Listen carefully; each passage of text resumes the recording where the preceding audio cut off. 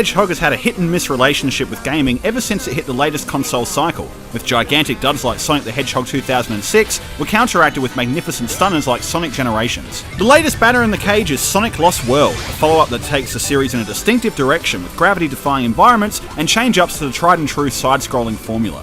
It's an earnest attempt at capturing some magic of the Hedgehog onto the Wii U console, but Sonic Lost World manages to succeed as much as it manages to fail. No! I trust you, Tails. It's just that... No, you don't. You trust Eggman more. Do you know how much that bites? I do trust you, Tails, but the whole world's in danger because I did something stupid.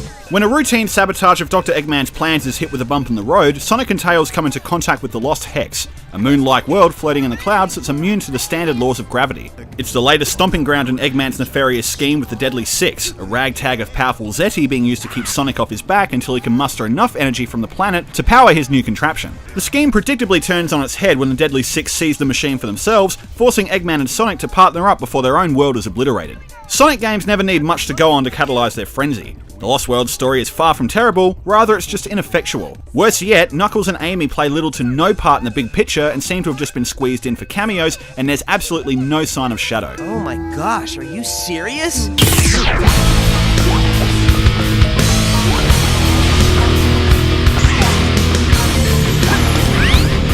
Lost World has no reservations over dipping both feet into the fabled mixed bag, with its 7 areas being split up into 4 zones each with a mixture of 2 and 3D perspectives, or trivial attempts at mini-games or the stellar grinding segments. The formers have tweaks to the rhythm of their usual format, and that both perspectives have a distinctive weightiness to their environments, making traversal a blend between thrilling and frustrating.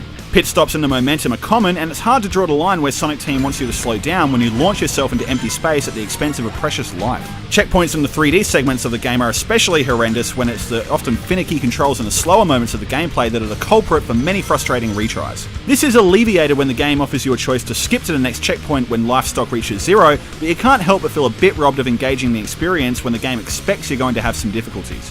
In a similar vein, the boss battles against the various cadre of Deadly Six are straddling the line between flashy and inventive, or as painfully lame as their namesake counterparts. Colour powers make a welcome return, but new additions like the Eagle and Rhythm are standouts, mainly in their obviousness of being designed to match the Lost World's stuttering momentum. Amongst all of this are Chow that offer you set mission objectives to complete certain goals where you'll be rewarded with a random power-up. The fact there's over several hundred of them means you can expect to always be driving for something new if you really want it. Between stages, you progress through the Lost Hex and navigate your way to newly unlocked stages. Freeing enough mechanized critters unlocks the next stage, but not having the right quota forces you to replay and recomplete stages merely for the sake of reaching the set goal, no matter how much you may not want to. This can significantly drive a wedge through your enjoyment, especially if you want to speedrun through Lost World's story, that it can feel a little bit like a cheap replay tactic. This isn't a problem when replaying zones in time attack mode to compete on the leaderboards, but their incentive matters only if you're a highly competitive gamer. Bonus stages fill out the remainder of what's available in the Lost Hex open world, and come in the form of mini-games that use the touch function on the Wii U gamepad. They're included for novelty value only, and that's exactly what you'll get out of using them. With that said, it's unlikely you'll be drawn to the addictive replaying unless you need to meet a quota of free critters in order to advance further. An area that Lost World caters to exceptionally well is its online universe, where power-ups you collect in your playthrough can be whisked away to be found and utilised by other players in the Miiverse. The trade-off is that they have to be activated manually using the Wii U gamepad, and their tucked-away nature makes remembering to use them non-existent at times when the action becomes too frenetic. If you want to share tips or engage in conversation, the Miiverse is always linked at the beginning of every zone to give you an additional perspective and some great rapport with other gamers. Co-op functionality comes in the form of support bots being controlled by players using a second controller and local co-op only, but contraptions like mini hovercrafts and helicopters among others can be shared by the Nintendo 3DS version of the game, as well as those you unlock successfully from completing missions. These small but sweet touches indicate what could possibly come from future Sonic games, given how well they're implemented into Lost World's ecosystem.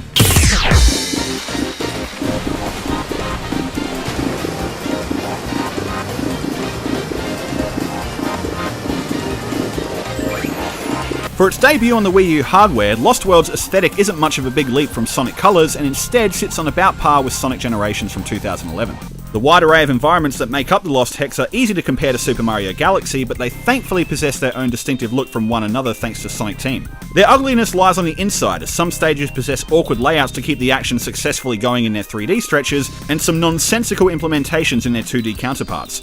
Aside from this, the fact that it can all be played entirely on the Wii U gamepad is a triumph in itself if you want to port the action over to the small screen completely uncompromised of its visual fidelity. But that being said, it still helps none when there's more than the occasional frame rate slowdown on either screen, screen that can bring the action down to a painful chug when a screen rapidly fills up with imagery. Overall though, the 60 frames per second display maintains smooth operation 95% of the time, which is what you'd expect from the Blue Hedgehog. Cutscenes are where the engine gets to shine its buffed up sheen, with character models of familiar faces looking as good as ever, but the eponymous Deadly Six lack the hefty chunk of personality when compared to the likes of Shadow and Chaos that made a lasting impression to remain series perennials.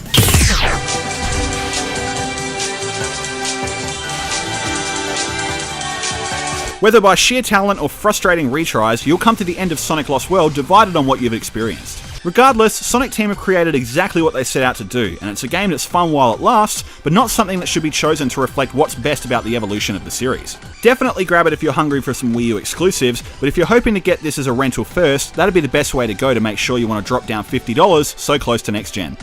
Bring it on and I'll rip it up!